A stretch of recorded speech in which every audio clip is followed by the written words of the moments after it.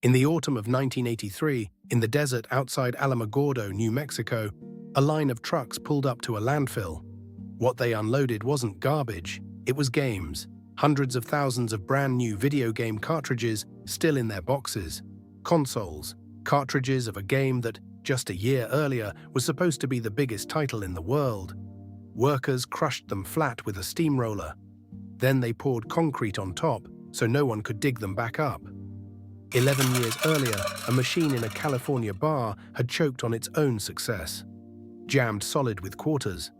That was where the video game industry switched on. This desert, this concrete, this is where it nearly switched off. This is how Atari fell to earth. When we left them, Nolan Bushnell and his engineers had done the impossible. A two-man company with $500 had built Pong, the simple game anyone could play, and watched it print money across the country. So in 1976, the giants came calling. Warner Communications, a media empire, bought Atari for around $28 million. Bushnell, the kid who once ran a Midway arcade, walked away rich beyond imagining. And Atari, now with real money behind it, made its biggest bet yet. Not another arcade cabinet, a computer for your living room. In 1977, they released the Atari Video Computer System, the 2600. The crucial idea was the cartridge. The console itself was just a machine that read games, and the games came on swappable plastic carts. One box under the television and a whole shelf of different worlds to plug into it. When Atari licensed the arcade smash Space Invaders for the 2600 in 1980, sales exploded. People bought the console just to play that one game at home. And Atari grew at a speed almost nobody in business had ever seen. It doubled its revenue every single year, from $165 million in 1979 to around $2 billion by 1982. At its peak, it brought in roughly half of Warner's entire revenue, and the majority of its profit. An entire media conglomerate floating on the back of a games company that had started in a converted roller rink. But somewhere in that climb, Atari forgot the one lesson that built it. Remember Computer Space, the beautiful flop from Part 1? It failed because it was too complicated, because it didn't respect the person walking up to play it. Pong succeeded because of 6 words. Avoid missing ball for high score. Simplicity, respect for the player, that was the whole secret. By 1982, drunk on its own success, Atari stopped respecting the player. The warning sign was Pac-Man. The arcade version was a global phenomenon, so Atari rushed a 2600 port to cash in. It was bad. Flickering ghosts, a maze that barely looked like the original. And here is the arrogance in a single number. Atari manufactured 12 million cartridges. There were only about 10 million consoles in existence. They literally made more copies of the game than there were machines to play it on, betting the disappointment would sell consoles too. It sold millions anyway, but for the first time, players felt cheated. And then came E.T. Steven Spielberg's film had been the hit of the summer. Atari paid a fortune, reportedly more than $20 million, for the rights to make the game.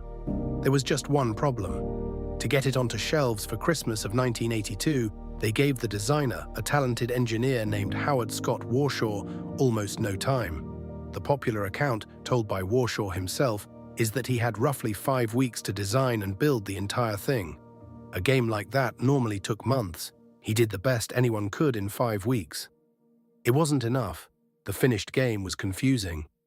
The famous flaw was a set of pits the little alien kept falling into, over and over, that players found maddening. Children unwrapped it on Christmas morning, played it once, and put it down. Atari had manufactured around 4 million copies. They sold a fraction of them. The rest came back. Truckloads of returns piling up in warehouses, a monument to a company that had stopped asking the only question that ever mattered.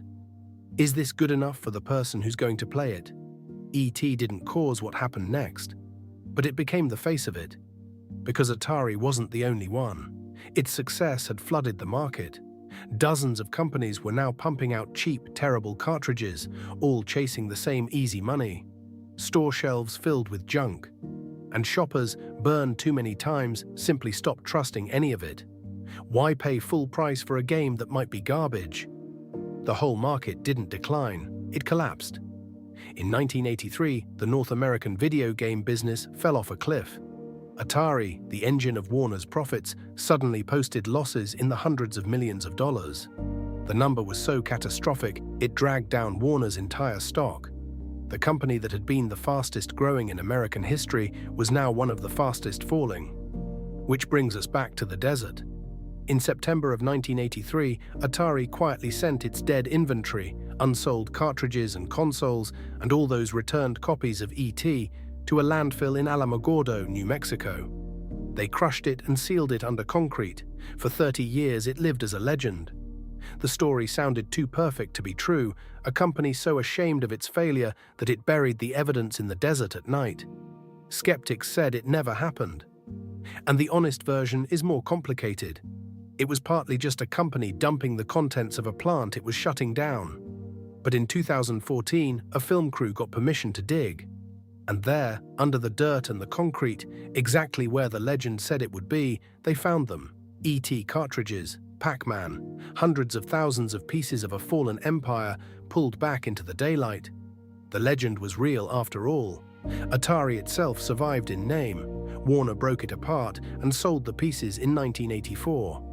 The brand still drifts through the industry today, traded and revived, but the company that had taught the entire world to play was, in every way that mattered, gone. Here is the lesson buried under that concrete. Atari didn't die because video games were a fad. It died because it forgot its own origin story. It forgot the overflowing coin box at Andy Capp's tavern, the night the player told them exactly what they wanted. It forgot that the whole thing had been built on 6 simple words and a basic respect for the human holding the controller. The industry would come back, of course.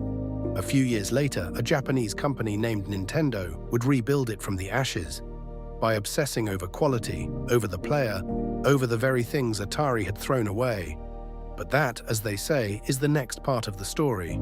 If you want to see how Nintendo brought gaming back from the dead, subscribe and we'll pick it up right there. This has been Giants and Gadgets of Tech.